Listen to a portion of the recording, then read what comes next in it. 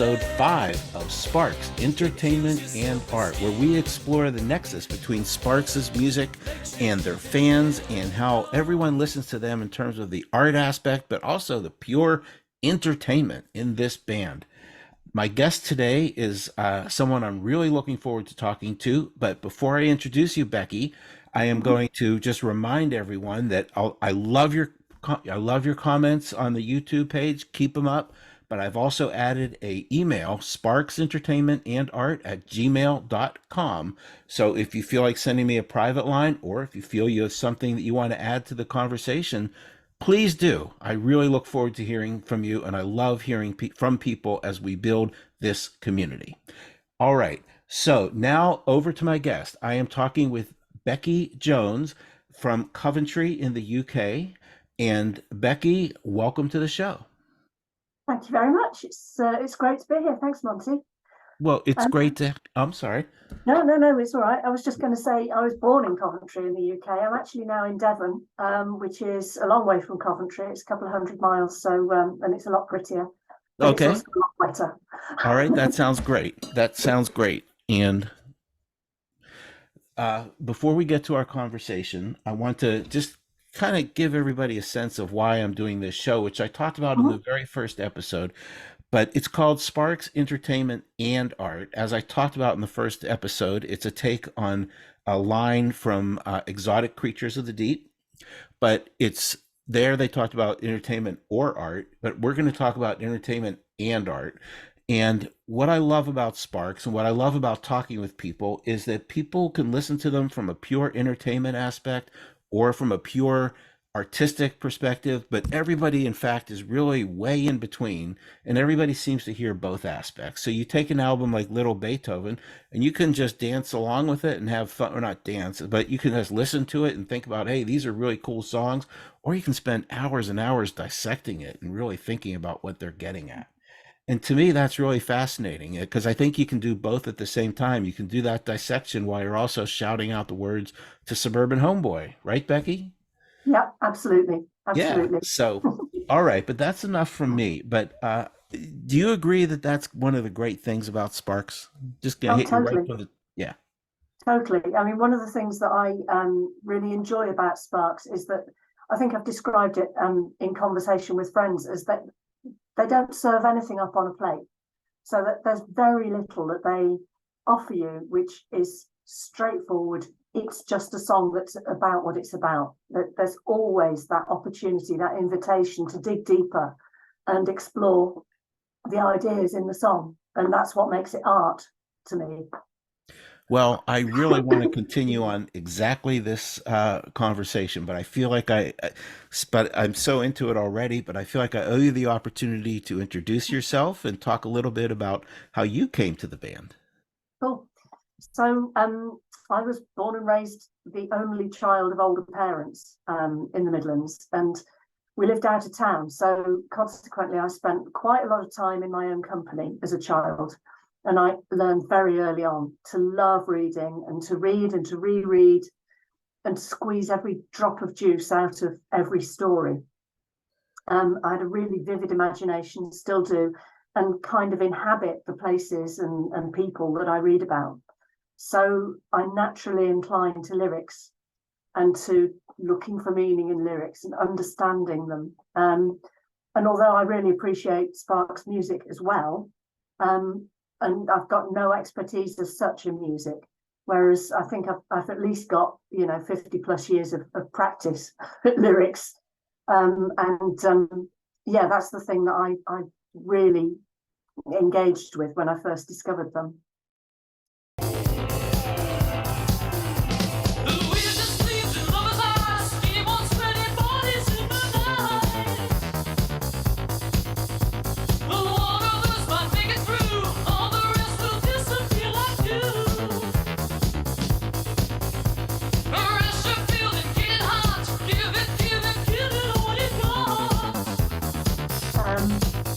So I came across the band in 1979 when they released Number One in Heaven, and I happened to see them on Top of the Pops. It was just about when I was getting into music. Really, I was a bit of a late starter, and I didn't have a record player, just had my radio. And I saw them on Top of the Pops, and I thought that Russell looked a bit like my latest crush. And that was enough, really, to get me interested. Yeah. So I bought the single, even though I didn't have a record player. And I came across Kimono My House in a bargain bin, and I recognised Russell, even though he'd got more hair and was fair bit younger. And so I bought that as well. And finally, my parents caved in under the pressure and bought me a record player. And from that minute, Kimono got a lyric sheet, of course. I just spent hours and hours and hours in my room singing along, learning every word, because I was always a sucker for a clever pun and wordplay. And those are things that are just plentiful in mostly Ron, but also Russell's writing. And there's something really compelling about their archness, their knowingness when they write these songs. They've got a great gift for writing interestingly. And so I got obsessed. I collected the back catalogue, took it all terribly seriously. Mm-hmm. And then they released Terminal Jive, and I was completely nonplussed by it. At 16, I still struggle with it, but at 16, it really floored me. I had no idea how to engage with this album because it lacked all that lyrical interest for the most part. And perhaps Stereo would be an exception. But it just didn't do it for me. And at 16, being a misfit was hard enough without following a misfit band as well. Everyone else was into two-tone and post-punk. And so I turned my back and sold my collection for 20 quid. And I wish I'd known then how valuable it had become. But, well, you know, the misfits are the best people in the long run. I've learned that. You know, it's taken me a long time to get there, but I've learned it now. What happened after Terminal Jive, and when did you get interested in them again? Oh, God. Well, I missed, you know, some of, in my opinion, the least appealing albums, but also some of the best. So I'm just discovering them now. And I wish that I'd had the chance to see Gratuitous Sax when it debuted. I wish I'd had the chance to go to the 20 by 20 gigs in 2008, but I was looking the other way. So I didn't actually see them until this year. And I've got a lot of ground to make up, a lot, because we watched the Edgar Wright movie, we being me and my husband. He knew I'd liked Sparks way back when, and he said, "Oh, come on, let's watch this, that'll be a laugh." And we watched it, and it was just brilliant. So I dived right back in. I think we're going to be talking for a few hours here. Yeah, it seems like it. Everything you say just brings so many questions to my mind. But let's start with you know, so the Edgar Wright movie, and then what did you get? Where did you start? So after the Edgar Wright movie, I thought, oh God, these guys, they didn't lose it after Terminal Jive. I really need to explore them again. And I went on their website and just started poking around, rediscovered the fan forum that I'd been on previously briefly. I think around the time of FFS, I dipped into it, but I never kind of got into the music. And I got out some of my old albums and started listening to them again and thought, oh yeah, I can really get into this. And then, because I was in the fan forum, I started a thread on their album club. And we took, this year actually, we've taken one album a week for the last 6 months or so. So let me take a second to endorse that thread on the fan forum. It is amazing. And that's part of what I said, I got to get Becky on the show when I realized that Hyacinth. Yeah, when I realized that was you, after I'd already started talking to you, I was like, oh wow, this is a dedicated fan. That is an amazing thread, and there's so much insight there. It's great. Yeah, it's great. There's only 8, 9 of us, perhaps 10 regular participants, but really knowledgeable, interesting people, and that's great. Just to share this stuff with people who are interested. My husband likes Sparks to the extent that he thinks they're talented, but he certainly doesn't want to talk about them all the time, right? Or listen to them all the time. So right. Right. My wife is a great trooper. She's gone to shows with me, and but yeah, there's other groups to listen to too, I Yeah, think. yeah. Where did you see them, by the way?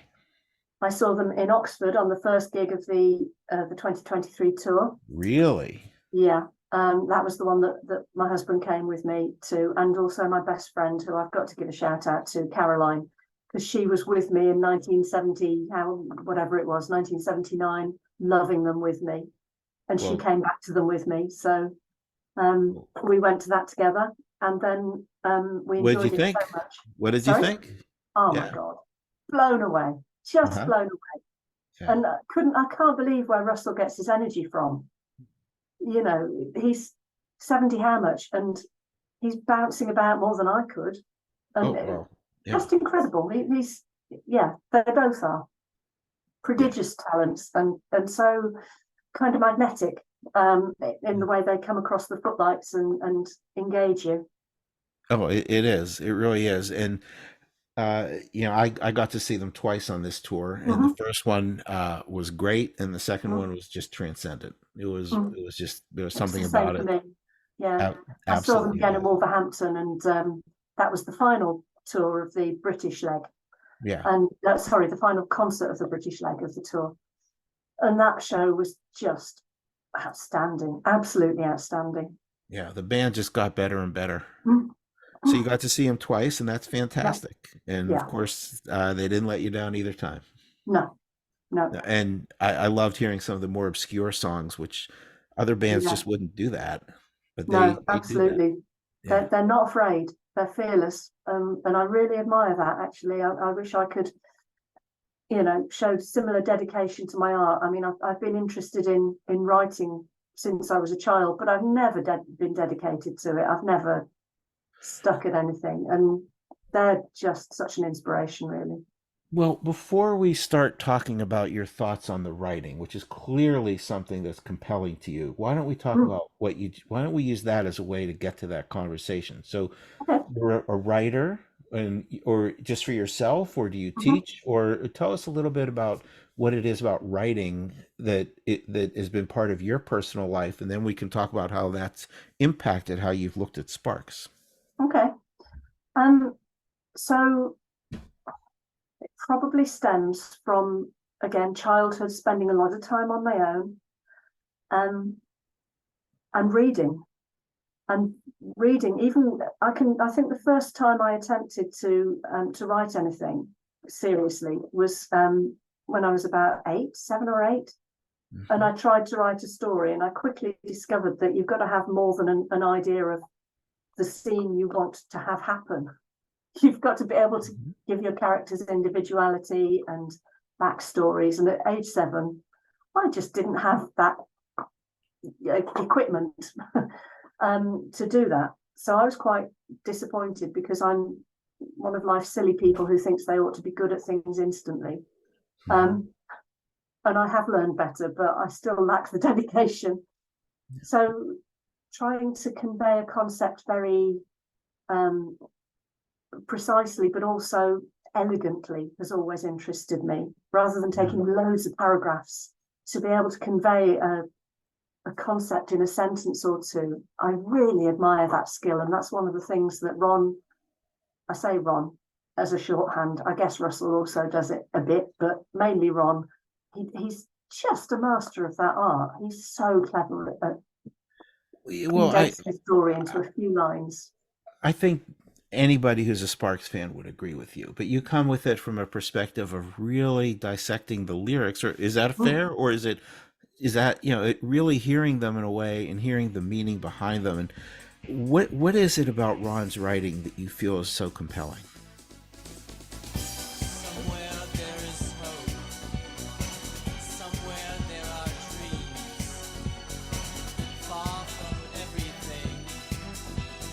Let's go surfing there tonight. Grab our boards from the back of our van. Paddle out till we can see the sun. Spin around and Okay. drop into the I counted the lines in Let's Go Surfing just now, and there are about 30 odd distinct lines, not counting the repetitions. Yeah. And in that space, he introduces us to a couple who are clearly displaced. They're living somewhere landlocked. They're used to being coastal creatures. They love the sunshine and the carefreeness and the ability to go, surfing in the open air. They're stuck somewhere landlocked where it snows a lot. It's dingy. They have a crap apartment. They're cold.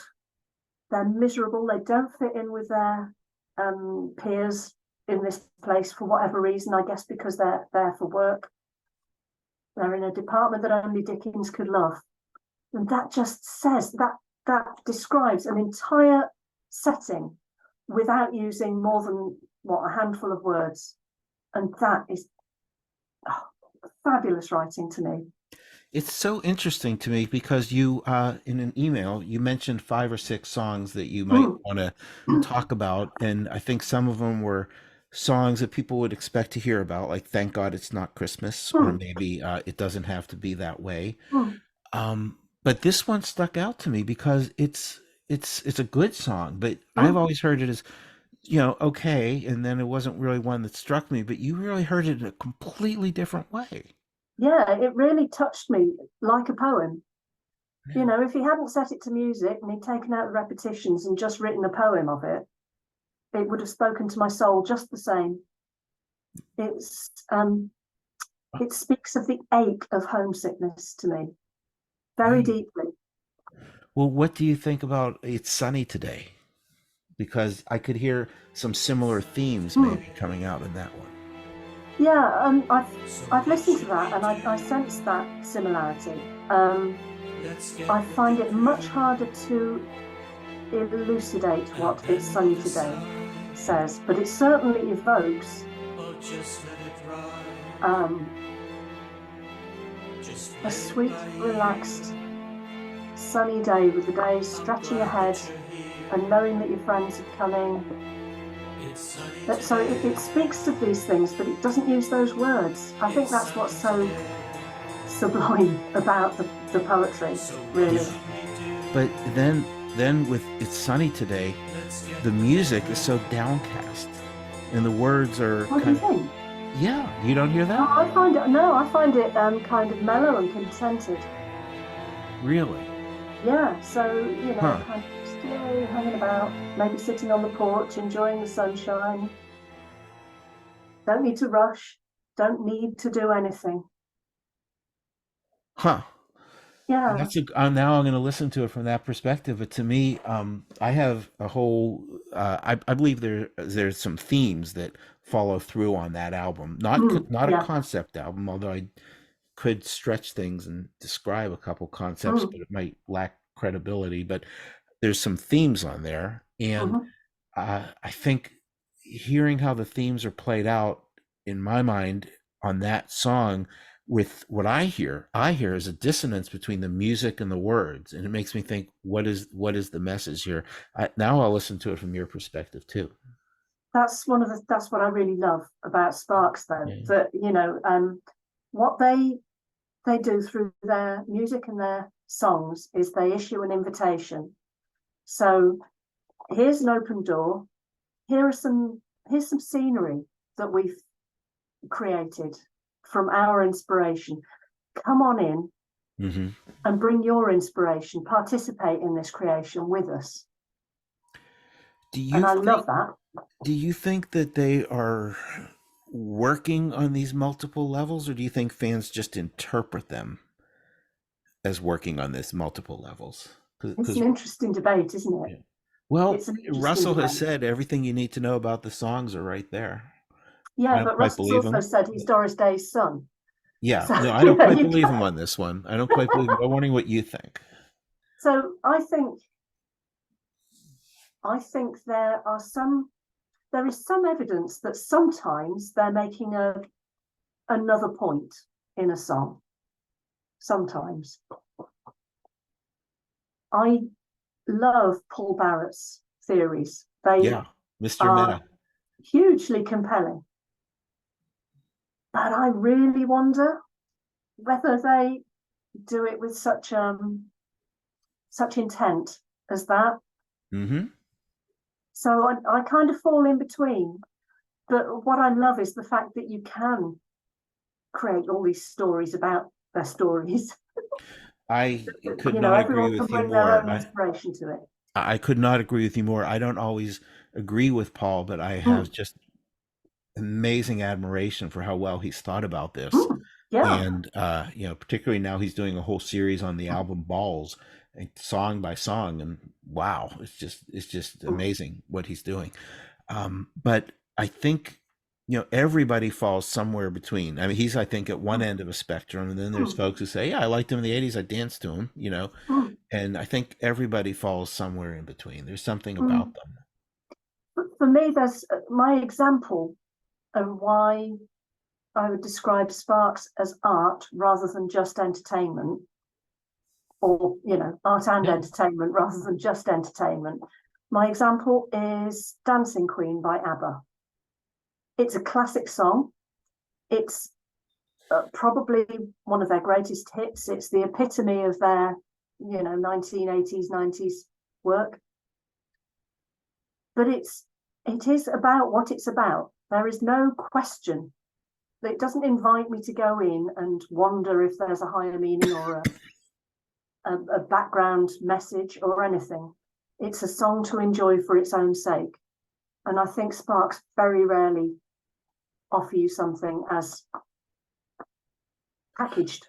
I Both agree. I couldn't agree more. And but that really gets us back to where we started with Number One in Heaven, Mm, because disco is all about I feel love, I feel love, I feel mm, love, love to love you, baby. And I don't think there was too much going on behind that. But then all of a sudden comes Number One in Heaven.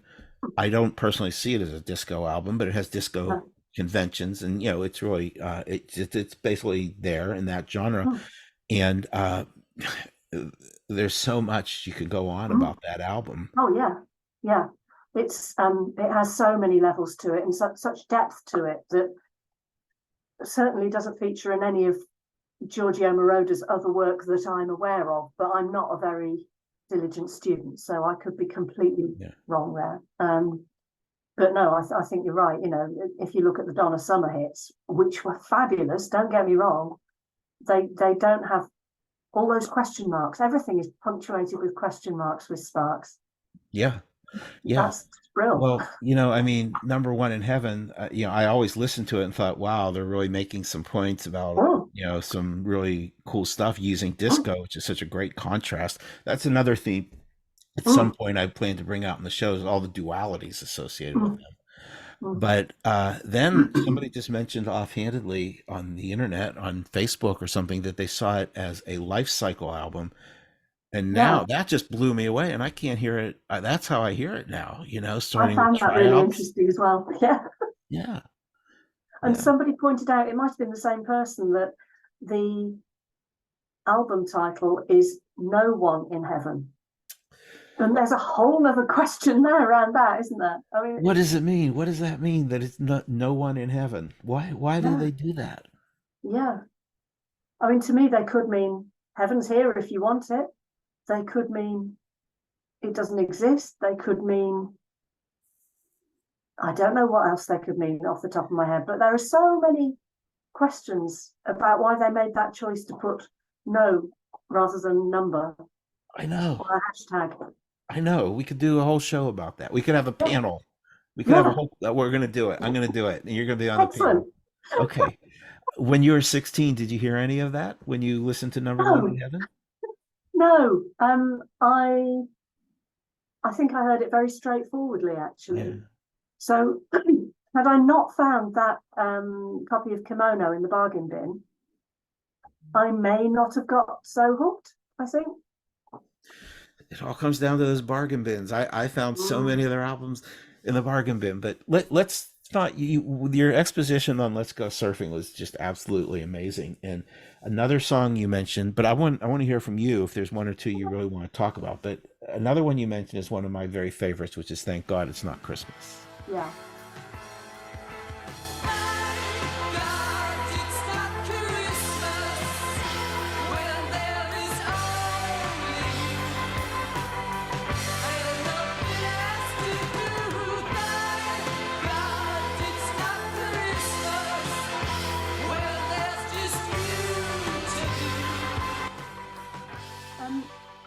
So yeah, the thing that I love about Thank God It's Not Christmas, and oddly enough, I even recognized this when I was 16, or some level of it.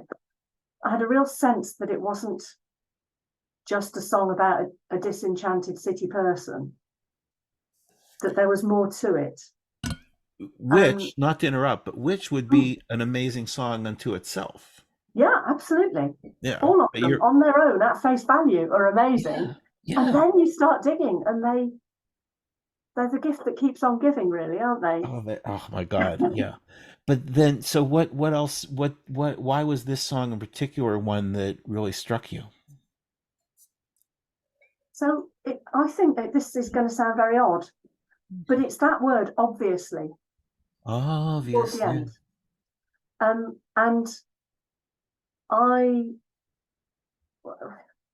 without going into the self-analysis thing, one of the things that I experienced as a youngster was a mother who could be quite passive aggressive. I adored my mum, but she used passive aggression to get her way with my dad. And so pointed words like obviously really hit home for me. Wow. And I feel as if this song could be about someone who's partnered with a snob who thinks that they're too good for the run of the mill popular nights, popular rights that other people do. So aren't said or done by you, obviously. And it's a very bitter sounding phrase to me. And that's what made me then build the story around this being about a guy who, I say it's a guy, I mean, it doesn't have to be, does it? But someone who fills their days with things to do. Tight things To to say and avoid, do. Yeah. yeah, to avoid going home to this person who requires them to fit into a specific box and to behave in certain ways. And also that line, the rest is closed to public view. That says to me that there's, for somebody in this story, there's a great deal of keeping up appearances. And the rows happen behind closed doors. And it's occurred to me even that violence happens behind closed doors. Mm-hmm. There's a couple of their songs that I think might allude to some level of interpersonal violence that happens without, outside of public view. And I think they address in lots of their songs. I You think mean they like the very allude next to, fight, or are you thinking of something more textured or more hidden?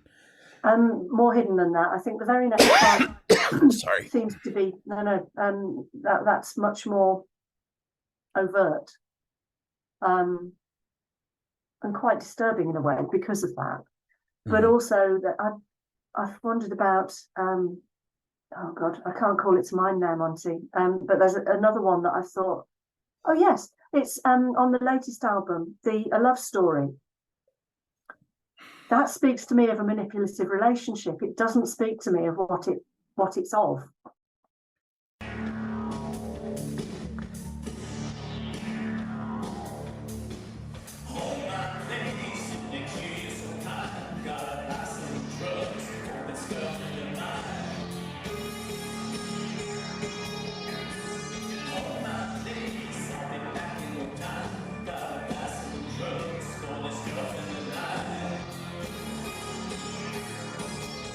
Yeah.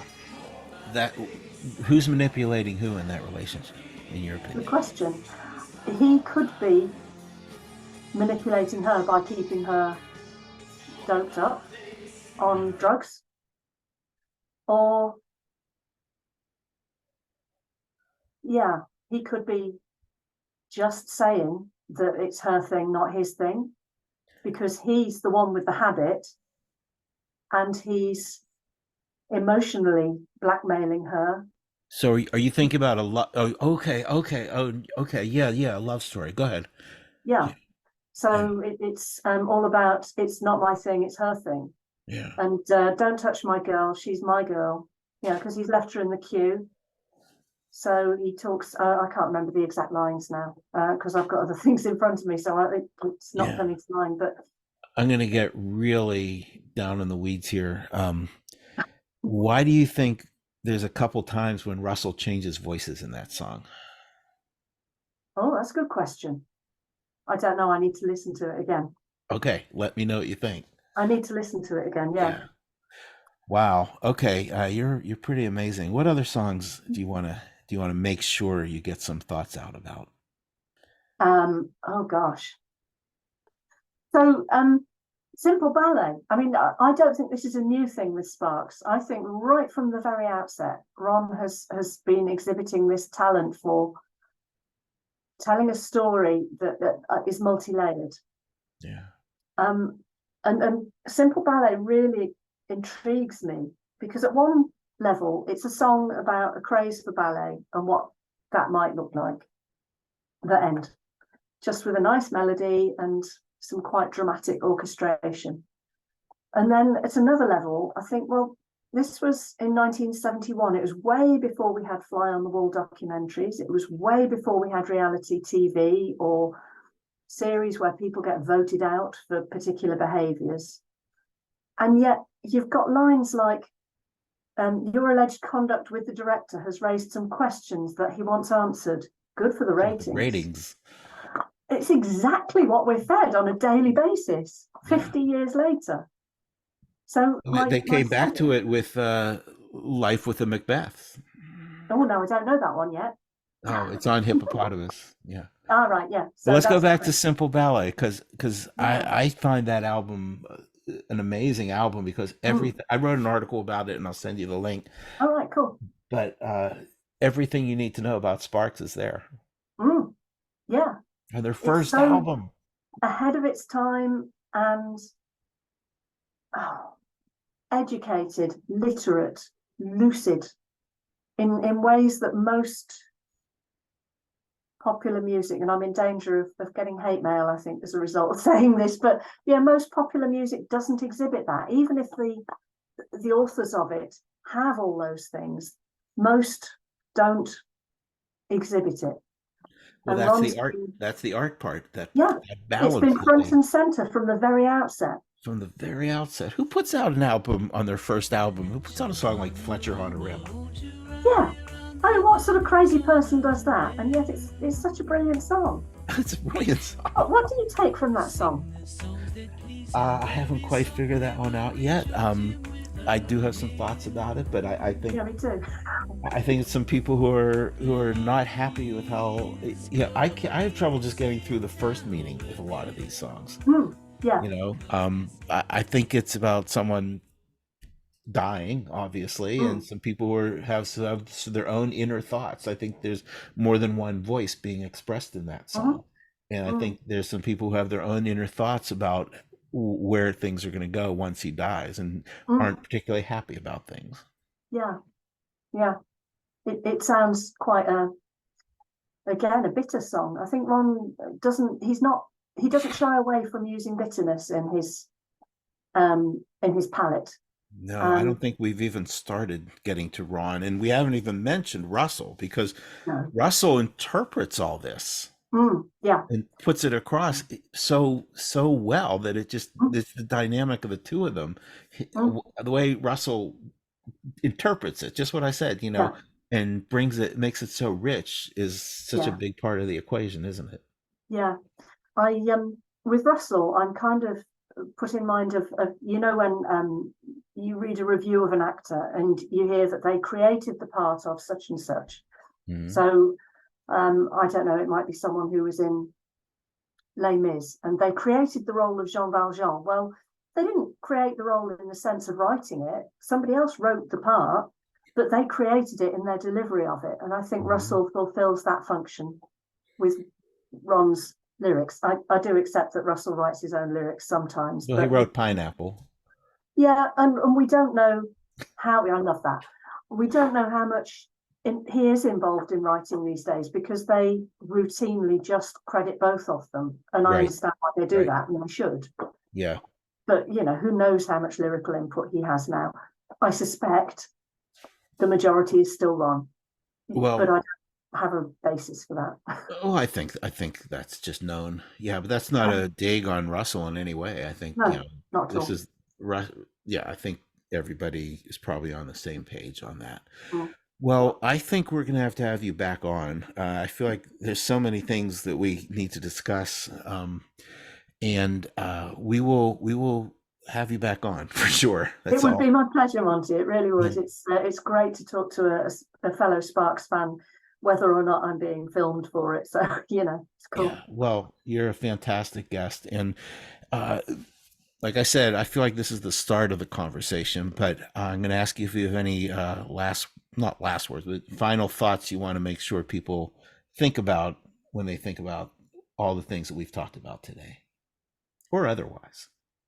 I guess I guess one of the songs we haven't touched on is Not That Well Defined. And for me, there's something about Sparks that is that their unappreciatedness, by and large, is part of their appeal. So it feels a bit like being in a secret society. And our secret handshake is actually recognizing, little throwaway comments that have got Sparks titles in them or quotes from lyrics. And I love that about them. And I love that, like we said, right from the outset, Ron has put his way with words front and center, and he hasn't shied away from it, and they haven't shied away from it. They just go for it. And now with not that well defined, and it doesn't have to be that way, we're seeing a trend of reflectiveness in the last 2 or 3 albums, and I think on this album it really comes home. I see those as two parts of the same song. This is what they always heard. This is their answer. Yeah, I agree. Yeah. And it gave me a lump in my throat when to hear Russell singing them at the live gigs, because it sounded a bit final, but I am encouraged by them recently saying "see you next year." So I don't think they're ready to go final yet. No. I don't know how they do it, but they're sold to Satan. maybe that's what it takes. Maybe they have portraits in the attic that are aging while they retain their youth, a la Dorian Gray. I don't know, but whatever it is, long may it continue. They're amazing. Long may it continue. And on that note, I think we'll end our conversation for now. But I definitely want to bring you back, and I want to say thank you, Becky, for really sharing some of your thoughts and such wonderful ideas. No, you're so welcome.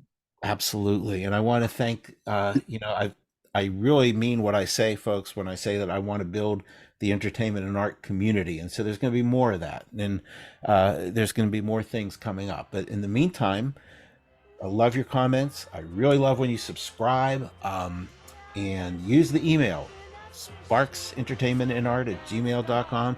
Get in touch. There's a lot to talk about. And I think what you just heard from our guest shows the value of these conversations. So thank you, Becky. Thank you, everybody, for listening. And this is Monty signing out once again. I will see you soon with a new show.